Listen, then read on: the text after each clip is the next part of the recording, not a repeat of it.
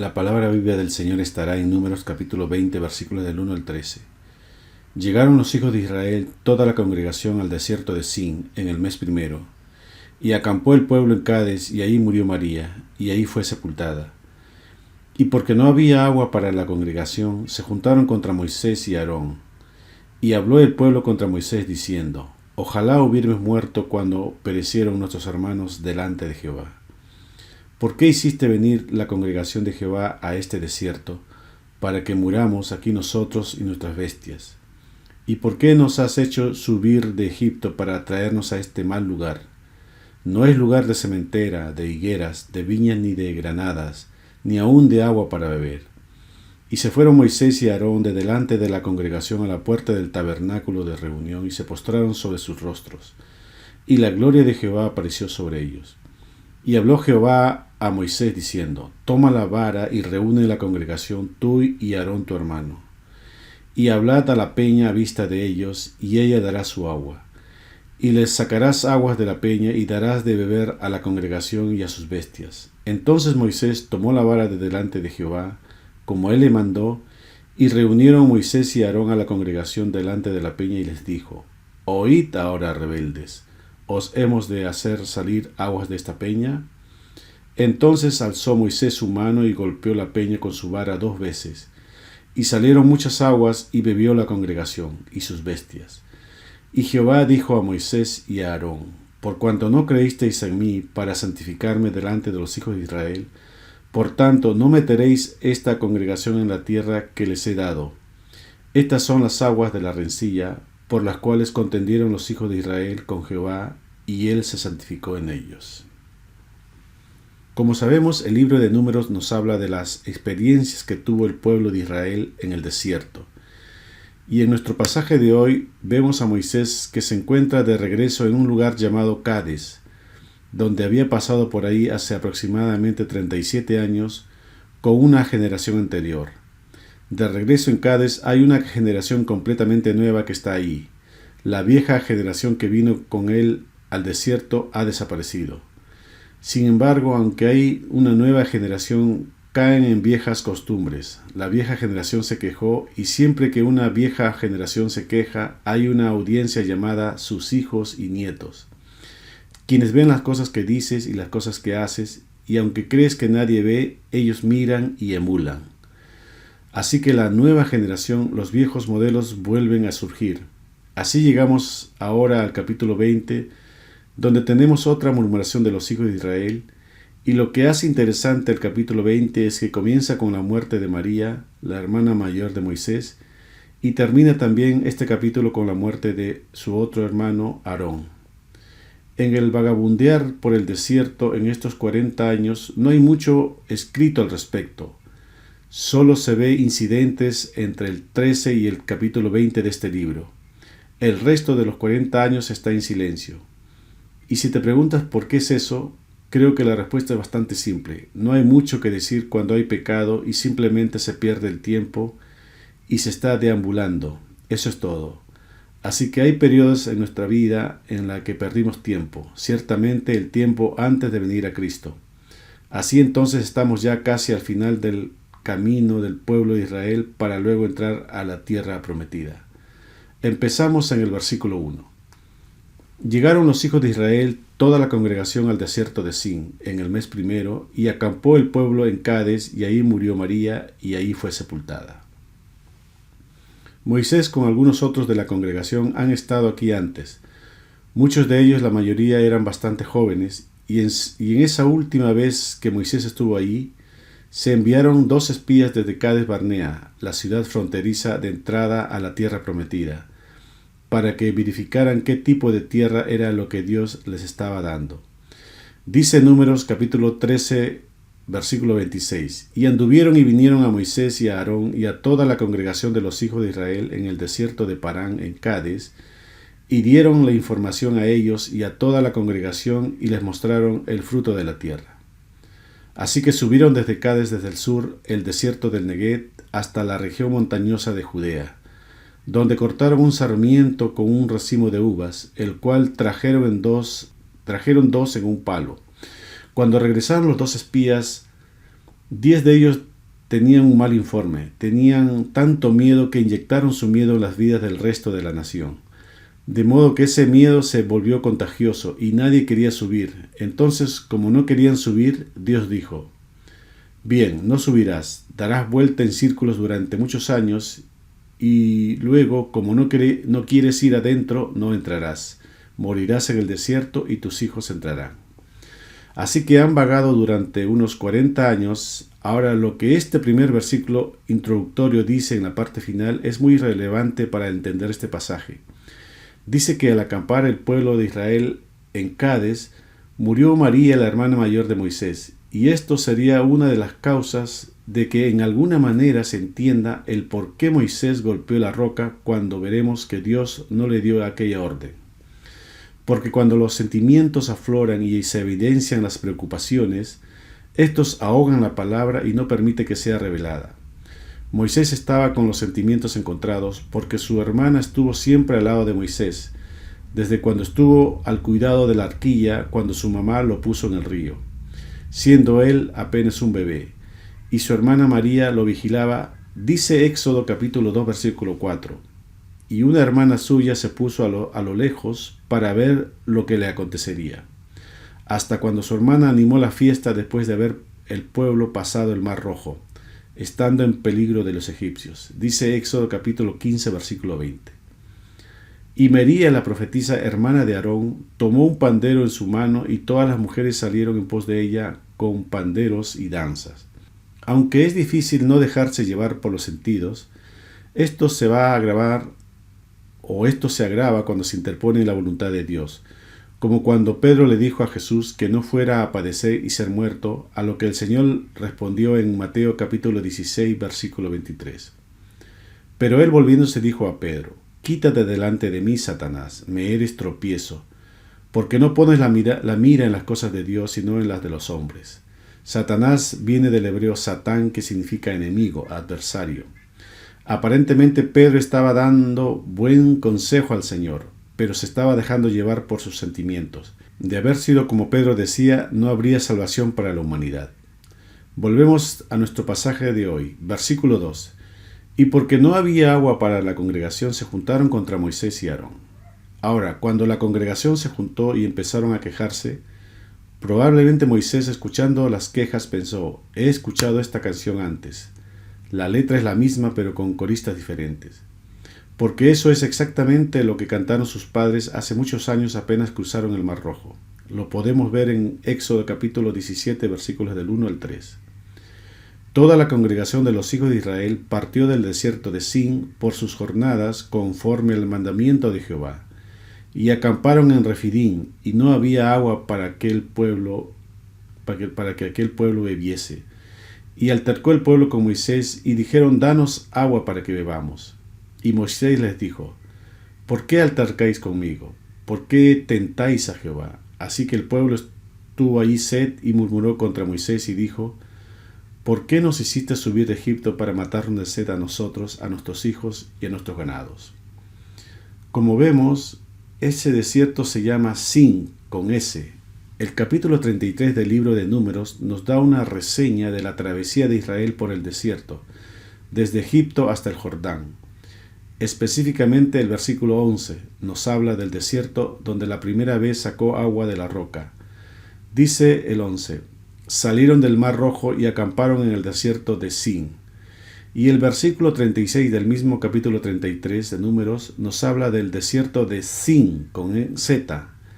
Dice: salieron de Esión Geber y acamparon en el desierto de Sin, que es Cades. Versículo 3 de nuestro texto base: y habló el pueblo contra Moisés diciendo: ojalá hubiéramos muerto cuando perecieron nuestros hermanos delante de Jehová.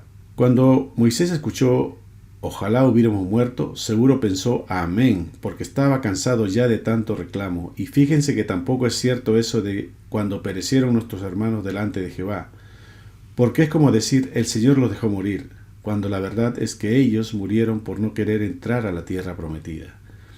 Así también pasa hoy en día en aquellas personas que no han entendido lo que es caminar en el Evangelio y se quejan de todo cuanto les ocurre y no se han puesto a pensar que Dios los está probando para crecimiento y bendición. Sigue el versículo 4 de nuestro texto base. ¿Por qué hiciste venir la congregación de Jehová a este desierto para que muramos aquí nosotros y nuestras bestias? Eso tampoco era verdad. La ruta la escogió el Señor. Dice Éxodo capítulo 13, versículo 21. Y Jehová iba delante de ellos de día en una columna de nube para guiarlos por el camino, y de noche en una columna de fuego para alumbrarles, a fin de que anduviesen de día y de noche. Ellos pensaron estar quejándose contra Moisés, cuando lo cierto es que lo hacían contra el Señor. Lo dice el propio Moisés en Éxodo capítulo 16, versículo 8. Porque Jehová ha oído vuestras murmuraciones con que habéis murmurado contra él.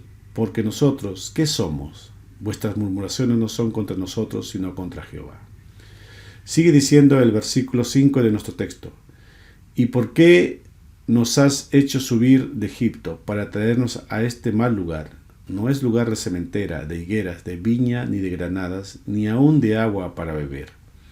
Al parecer tienen mal enfocado su objetivo. Es como si estuvieran diciendo, prometiste la tierra prometida.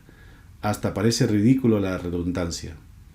Prometiste una tierra de abundancia. Las historias que hemos escuchado durante generaciones, eso no es esto no parece lo que nos prometiste.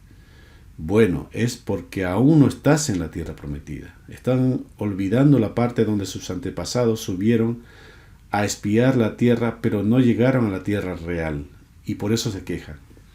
Vemos entonces una nueva generación, un mismo pecado, mismos problemas. La naturaleza humana es la naturaleza humana, tal padre, tal hijo, tal madre, tal hija. Vean la última parte de este versículo 5, dicen que no tienen ni agua para beber. Sin embargo, nadie podría sobrevivir casi 40 años sin tomar agua, lo que significa que Dios sí les estaba proveyendo. Versículo 6. Y se fueron Moisés y Aarón de delante de la congregación a la puerta del tabernáculo de reunión, y se postraron sobre sus rostros, y la gloria de Jehová apareció sobre ellos. Se pusieron boca abajo en humildad ante el Señor.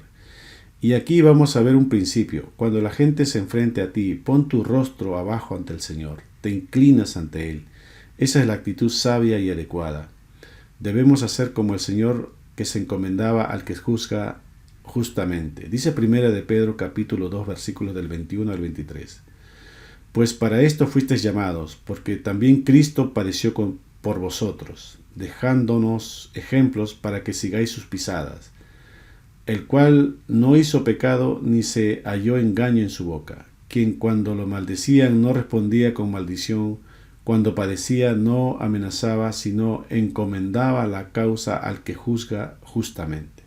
Debemos orar primero que todo por restricción, para no decir o hacer algo inadecuado. Lo otro sería pedir por sabiduría, como dice Santiago capítulo 1 versículo 5.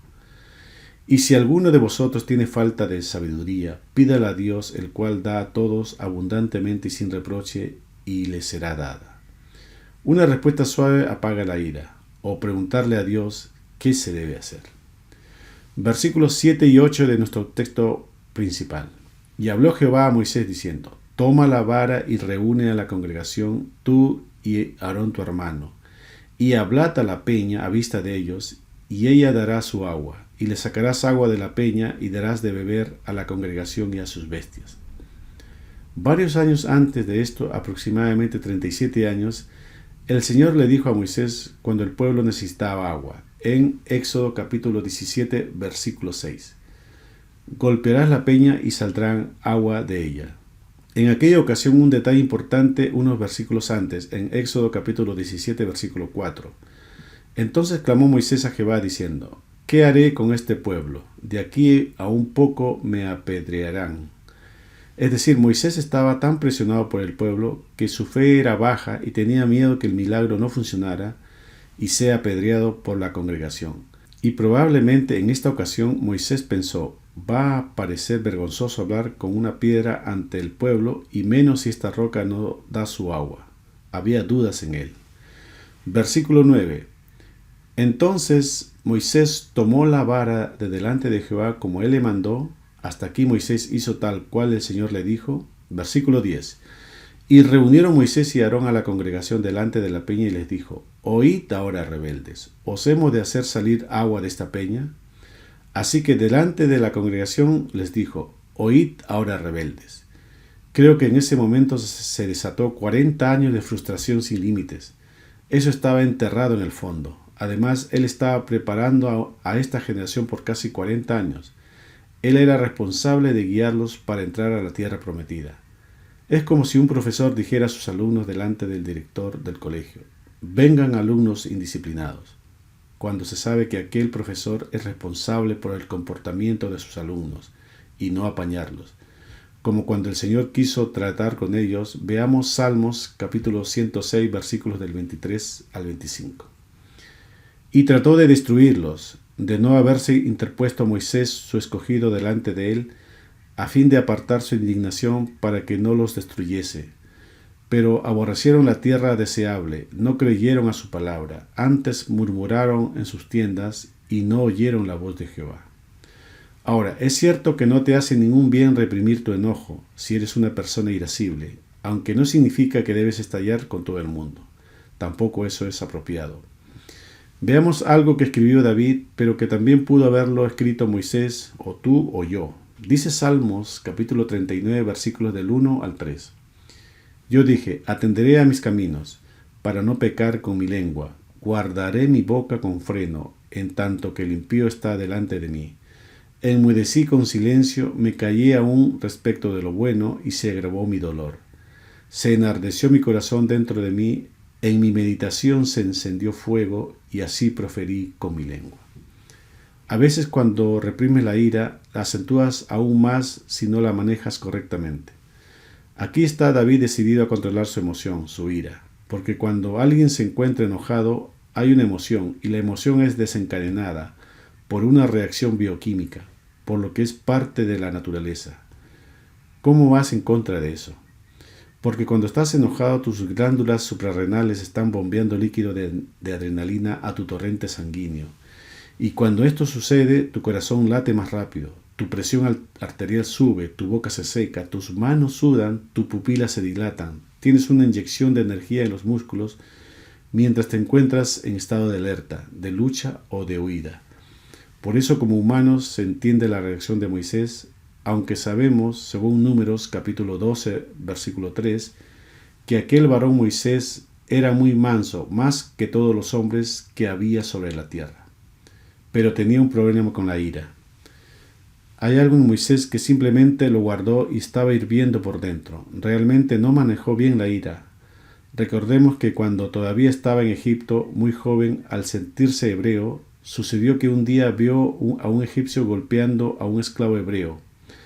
Y Moisés miró a un lado y al otro para ver que nadie lo estaba mirando. Mató al egipcio y lo escondió en la arena. Él probablemente pudo solo haberlos separado y decir: tengo la autoridad, teniendo gran cargo en Egipto. Pero lo mató. Tenía un problema de ira. Más tarde se enfrentó a Faraón en una de las últimas contiendas cuando describe la muerte de los primogénitos. Veamos Éxodo capítulo 11 versículo 8. Y descenderán a mí todos estos tus siervos, e inclinados delante de mí dirán: vete, tú y todo el pueblo que está debajo de ti, y después de esto yo saldré. Y salió muy enojado de la presencia de Faraón. Vemos cómo estaba echando humo. O cuando Moisés bajó del monte Sinaí con las tablas de la ley y vio que una fiesta se estaba desarrollando en el campamento, tomó esas 2 tablas de la ley y la rompió con ira. Veamos Éxodo capítulo 32 versículo 19. Y aconteció que cuando él llegó al campamento y vio el becerro y las zarzas, ardió la ira de Moisés y arrojó las tablas en sus manos y las quebró al pie del monte. Alguien pudiera decir: bueno, eso era una ira justa. Te concedo que hay lugar para la ira justa. Dice Efesios capítulo 4 versículo 26. Airaos, pero no pequéis, no se ponga el sol sobre vuestro enojo. El enojo de Moisés estaba de alguna manera justificado, enojado por el pecado, pero la forma en que mostró su enojo fue incorrecta. Seguimos con el versículo 11. Entonces alzó Moisés su mano y golpeó la peña con su vara 2 veces, y salieron muchas aguas y bebió la congregación y sus bestias. Hace 37 años golpeé la roca. 37 años después no la golpees, habla con él, fue el mandato. Pero vemos que Moisés no lo hizo así, sino que para asegurarse que funcionara como la primera vez, no solo lo golpeó, sino lo hizo 2 veces. Ahora, sabemos que en esta roca hay una tipología, según 1 Corintios capítulo 10 versículos del 3 al 5. Y todos comieron el mismo alimento espiritual, y todos bebieron la misma bebida espiritual, porque bebían de la roca espiritual que los seguía, y la roca era Cristo. Pero de los más de ellos no se agradó Dios, por lo cual quedaron postrados en el desierto. Así que hay una tipología de la roca en el Nuevo Testamento. ¿Y cómo es esta roca? Primero, es estable, es como una fortaleza.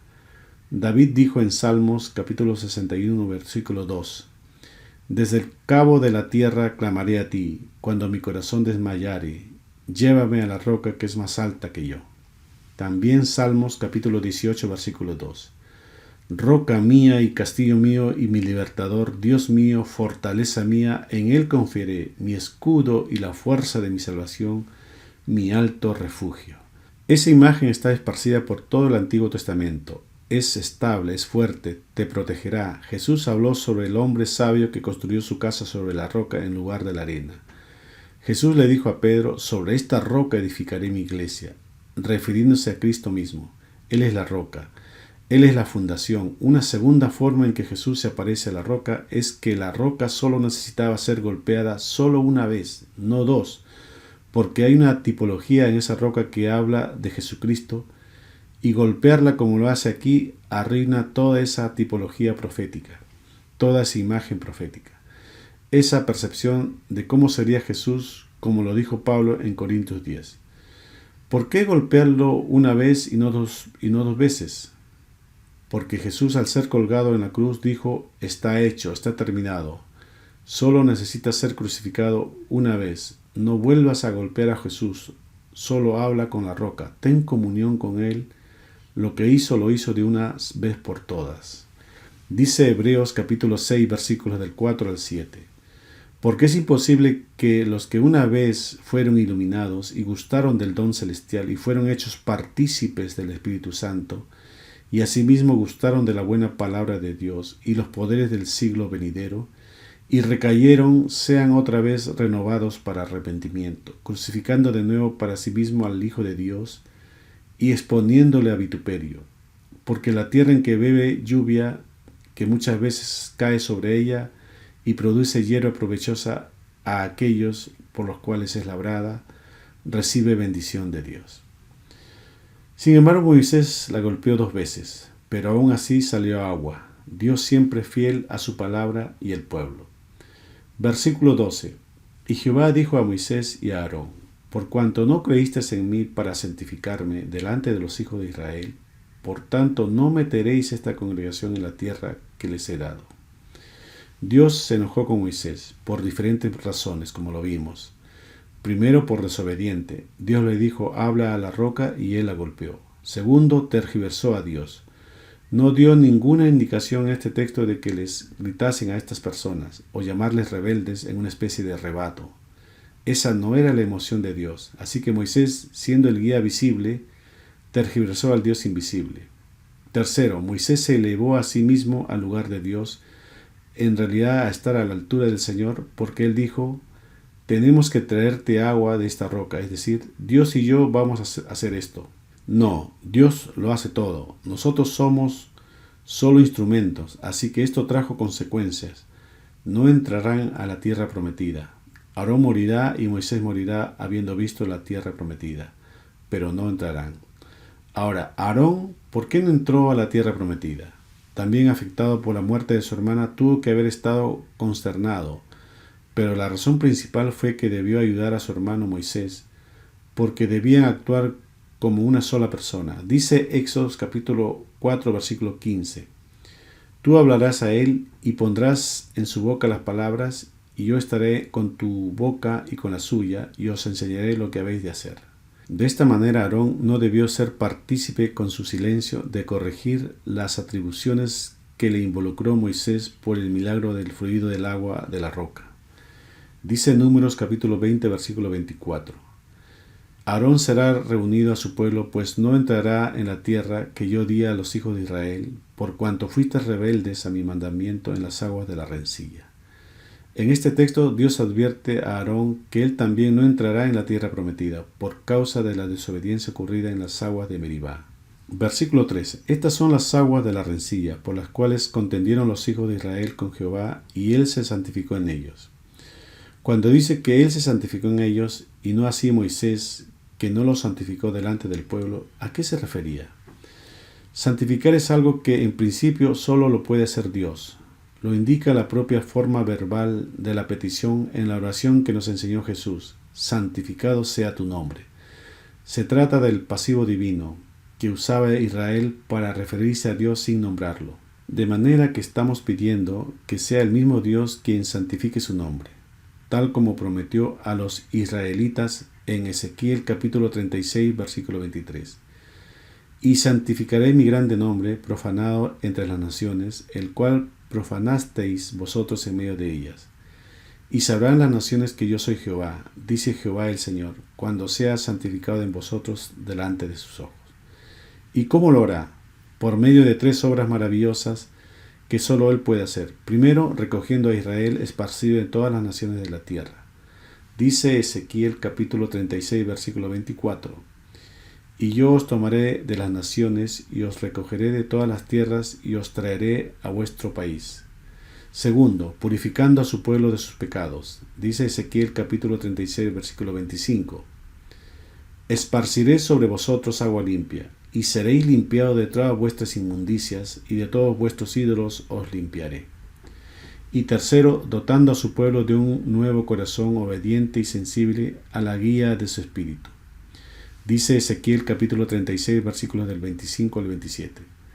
Esparciré sobre vosotros agua limpia, y seréis limpiados de todas vuestras inmundicias, y de todos vuestros ídolos os limpiaré.